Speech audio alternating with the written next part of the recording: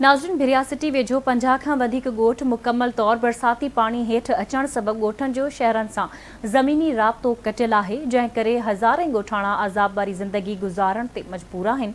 उन ई हवाले सां वीडियो लिंक ते मौजूदु आहे राणा अब्दुल सत्तार। जी राणा अब्दुल सत्तार।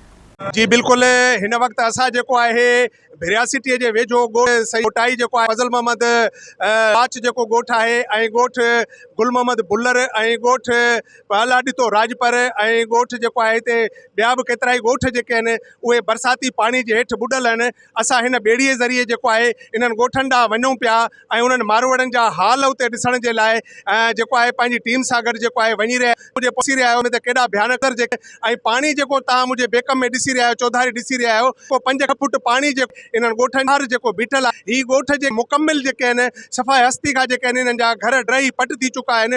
ऐं ॻोठाणा आहिनि जेके आहिनि नंढड़ा मासूम ॿारड़ा पोड़ा पक्का नौजवान जेके आहिनि मुख़्तलिफ़ बीमारियूं जिन में गैस्ट्रो मलेरिया ऐं चमड़ी जी बीमारियुनि समेत बुखार जी बीमारी उन्हनि में वरतल आहिनि। ऐं हिते जेको आहे अच वञ जा हिननि ॻोठनि जा रस्ता बि जेके आहिनि उहे मुकमिल तौरु बंदि आहिनि ऐं हिननि जे लाइ खाद खुराक जो जेको बंदोबस्तु जेको कयो थो वञे उहो बि हिकिड़ो तमामु भयानक मंज़र आहिनि जेका हिननि खे खुराक बि जेका आहे न पहुची रहिया आहे। मूंसां गॾु कुझु समाजी अॻुवान जेके आहिनि एजाज़ ममनाई आहे ऐं उन सां गॾु उनजी पूरी टीम जेका आहे इन्हनि ॻोठाणनि लाइ कुझु राशन जेको आहे खई ऐं मेडिकल जी दवाऊं जेके आहिनि उहे खणी बि जेके उते वञी रहिया आहिनि। ऐं हिननि तंज़ीमुनि जे इन्हनि जेके नौजवान जेके इन्हनि खे बि जस हुजे जिन ही पंहिंजो फ़र्ज़ु निभाईंदे ऐं जेके इन्हनि ॻोठनि में वञी रहिया आहिनि माण्हुनि जी ख़िदमत करण जे लाइ। ऐं हिन ॻोठनि में तव्हां ॾिसी रहिया आहियो त असां तक़रीबन 5 किलोमीटर जो मुफ़ासिलो करे हिननि ॻोठनि में पहुता आहियूं। त 5 किलोमीटर जो जेको फ़ासिलो जेको आहे उहो ई सॼो पाणीअ में जेको आहे इहे ॻोठ जेके आहिनि मुकमिल ॿुॾल आहिनि।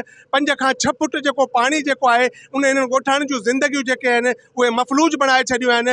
इन्हनि जा अच वञ जा रस्ता जेके आहिनि उहे मुकमिल बंदि हुअण सबबि शहरनि सां इन्हनि जा रास्ता ज़मीनी रास्ता जेके आहिनि उहे मुकमिल कटियल आहिनि। हितां जी इंतिज़ामिया हिननि जो ॻोठाणनि जो ऐं तंज़ीमुनि हिननि जो आहे त इंतिज़ामिया पारां DC नौशरो फिरोज़ ऐं AC भिरिया पारां बि इन्हनि ॻोठाणनि जी का बि जेका हिन महिल ताईं वार न कई वई आहे ऐं को बि चूंडियल निमाइंदो या सरकारी कामोरो या को NGOs जो निमाइंदो जेको आहे संदन ॻोठाणनि वटि न पहुतो आहे। ऐं ही ॻोठाणा जेके आहिनि बुखुनि ऐं पाहुनि में जेके आहिनि वेठल आहिनि, जेके मच्छरनि में जेके पंहिंजी ज़िंदगी गुज़ारण ते मजबूर बणियल आहिनि।